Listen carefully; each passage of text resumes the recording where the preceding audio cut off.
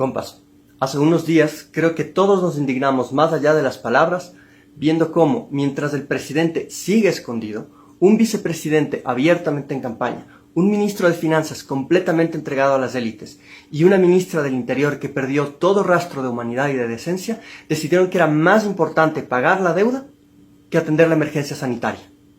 Y es que en efecto, el 23 de marzo el gobierno pagó $324 millones a los mercados financieros internacionales.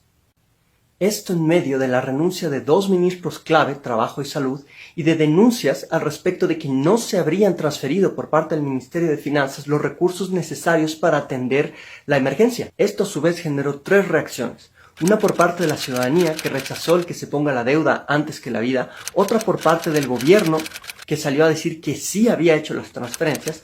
Y otra por parte de las élites que salieron a defender al gobierno. Y bueno, ya de la primera se ha hablado bastante en redes sociales, así que vamos a concentrarnos en las dos últimas. El gobierno afirma que sí realizó las transferencias. Como evidencia de aquello, el ministro Martínez presenta las declaraciones de la ex ministra de Salud afirmando que sí recibió los recursos, pero en enero. Ahora bien, si el estado de emergencia se declara recién en marzo, ¿no tendría más sentido que el ministro Martínez presente evidencia de haber realizado transferencias en marzo? Y eso es justamente lo que pedíamos desde la ciudadanía cuando le dijimos al ministro Martínez que presente los CUR de las transferencias. ¿Qué son los CUR? Son los certificados únicos de registro, que son básicamente comprobantes de la transferencia, que nos dicen cuánto, cuándo y a quién se transfirió. Y aquí la conclusión es evidente. Si Martínez se niega a enseñar los CUR es porque dichas transferencias no existen. Lo que sí existió sin lugar a dudas fue el pago de la deuda. Lo curioso es que el mismo día en que se decreta el estado de excepción, el viceministro de Economía declara que su prioridad es pagar la deuda, dejando claras cuáles fueron las intenciones del gobierno desde un inicio. Y pasemos ahora a la tercera reacción, que es la más interesante, la reacción de nuestras élites ante el pago de la deuda. 2 días después de que Martínez decide pagar los bonos, las cámaras de la producción lanzan un comunicado respaldando las medidas del gobierno, destacando que fueron tomadas de manera oportuna y dejando en claro que mantenían su respaldo a la línea del gobierno. Pero quizá lo más llamativo fueron algunas reacciones inmediatas por parte de ciertos defensores del neoliberalismo. Así, por ejemplo, el señor Acosta Burneo escribía: «Populistas reclaman al país por el pago de los bonos». Y claro, para alguien que cree que los intereses de la banca son los intereses del país y por lo tanto del gobierno, es natural creer que un reclamo al gobierno sea igual a un reclamo al país. No, señora Acosta Burneo, el reclamo no fue al país, fue al gobierno. Pero además nos dice que si no hubiésemos pagado, se habrían cerrado las posibilidades de financiamiento futuro. En otras palabras, había que pagar si queríamos que nos sigan prestando. Este se lleva la medalla de plata como el peor argumento en defensa del pago de la deuda. La medalla de oro se la lleva Aparicio Caicedo, pero eso les cuento al final. Bueno, ahora sí, el argumento de Acosta Burneo es: si no pagábamos, se nos cerraban los mercados financieros internacionales. Bueno, entonces como sí pagamos, están abiertos los mercados internacionales, ¿no es cierto? Ratito. Aquí lo que hay que entender es cómo se cierran los mercados internacionales. No es que nos cierran las puertas y no nos van a recibir, sino que lo que hacen es subir el riesgo país. Y como el riesgo país se suma a la tasa de interés, un aumento del riesgo país equivale a un aumento del costo financiero.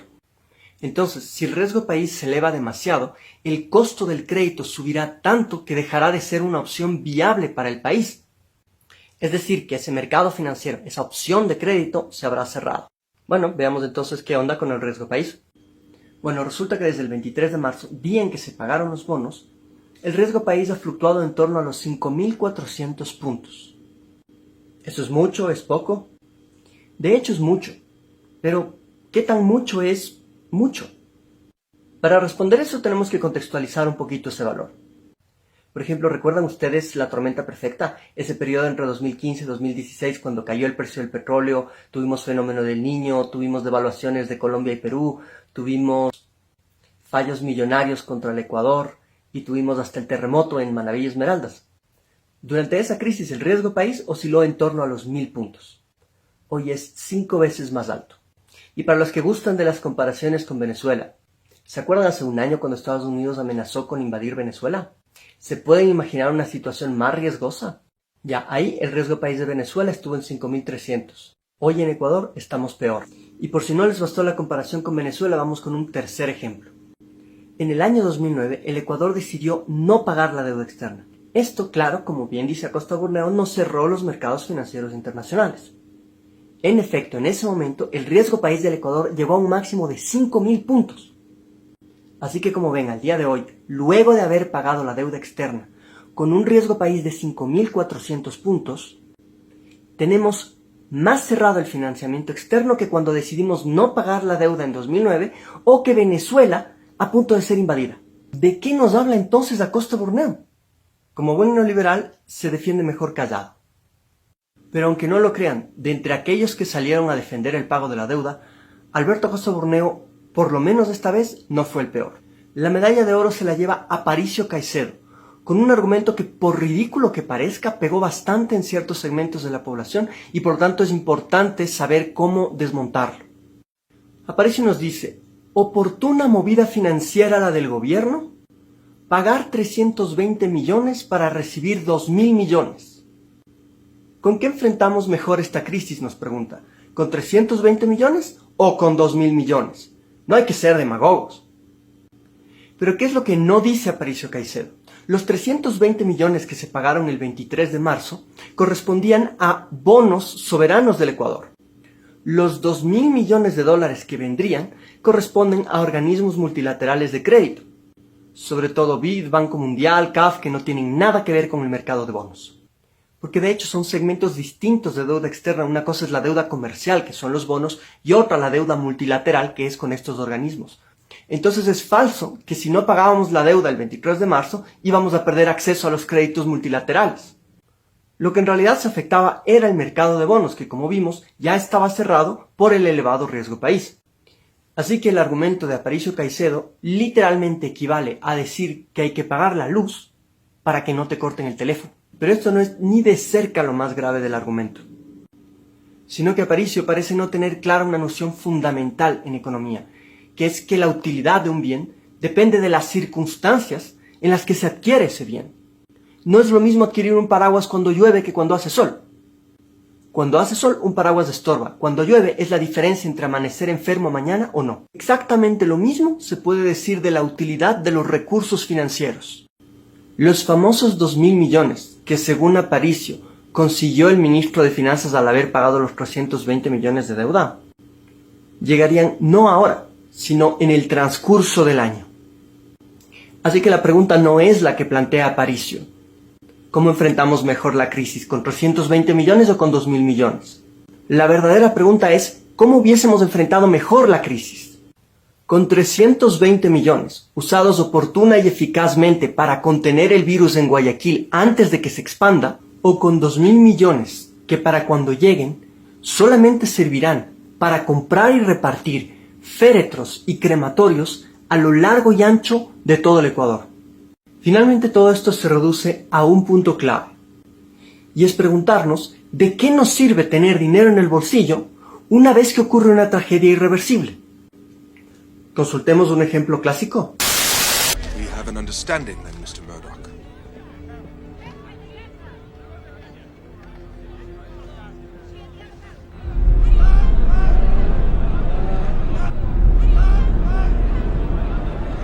Get back! We had a deal, Dad. Back! Women and children! Your money can't save you any more than it could save me. Get back! Y enfatizo nuevamente en la utilidad del dinero cuando no se utilizó a tiempo. Y claro, estoy caricaturizando. Siempre se pueden comprar mascarillas, respiradores, tests para el coronavirus. Pero nunca será lo mismo invertir para prevenir que gastar para reducir lamentos. Ahora, ¿por qué les cuento todo esto? Porque extrapolando un poquito la misma lógica que hemos utilizado hasta aquí, podemos llegar a algunas conclusiones trascendentales en términos de política pública. Permítanme estirar un poquito más la analogía con el Titanic. Esa fue la última vez que el Titanic vio la luz del día. El capitán Smith está ahí con una alerta de iceberg en sus malditas manos y ordena más velocidad. Creyó que algo tan grande como para hundirlo sería visto a tiempo para esquivarlo. Pero era un barco muy grande con un timón muy pequeño. El día. Resumiendo así nomás, los accionistas del barco presionan al capitán para que vaya a toda velocidad. Querían sorprender al mundo llegando al puerto una noche antes y así convertir al barco más grande del mundo también en el más veloz. Y el lío técnico de fondo, el timón era muy pequeño y hacía que el barco se demore para curvar, por lo que no pudo evitar el iceberg, y bueno, el resto de la historia ya conocen. Y aquí la pregunta es, ¿cómo se habría podido evitar esa secuencia de errores que condujeron al naufragio? Por ejemplo, con una regulación marítima más estricta que restrinja la velocidad a la que podía moverse ese barco. Si a los accionistas del barco les esperaba una multa exorbitante al llegar una noche antes al puerto, por haber violado las regulaciones de velocidad, quizá hubiesen pensado 2 veces antes de poner el afán de lucro por encima de la seguridad de los pasajeros. Y de paso, el Titanic solo tenía botes salvavidas para la mitad de los pasajeros. De haber habido una mejor supervisión, eso no se habría permitido. Entonces, ¿cómo se habría podido evitar esa tragedia? Con mayor regulación y mayor control. ¿Y quién se encarga de eso? El Estado. Súmenle a eso que ni con todo el dinero de los millonarios del barco se habría podido resolver el problema del timón diminuto. ¿Y por qué? Justamente porque nada suple una inversión oportuna. Y eso es especialmente cierto cuando hablamos de la inversión pública. En las últimas semanas se ha dicho con total cinismo que la razón por la cual hoy no tenemos recursos para enfrentar al COVID es porque Correa desarmó los fonditos neoliberales. El FEIREP, el Fondo de Estabilización Petrolera y el Fondo de Ahorro y Contingencias. Y que si no fuese por eso, nos dicen, hoy tendríamos decenas de miles de millones de dólares para enfrentar la emergencia. Lo que no nos dicen es que cuando se crearon esos fonditos, se estableció que la gran mayoría de sus recursos iban a ir para el pago de la deuda externa. Así que, si aún existiesen, ¿para qué habrían servido esos fonditos? Para cumplir con las prioridades del ministro Martínez, pagar la deuda externa. Pero otorguémosles el beneficio de la duda. Y supongamos que hoy tendríamos esos recursos para enfrentar la emergencia.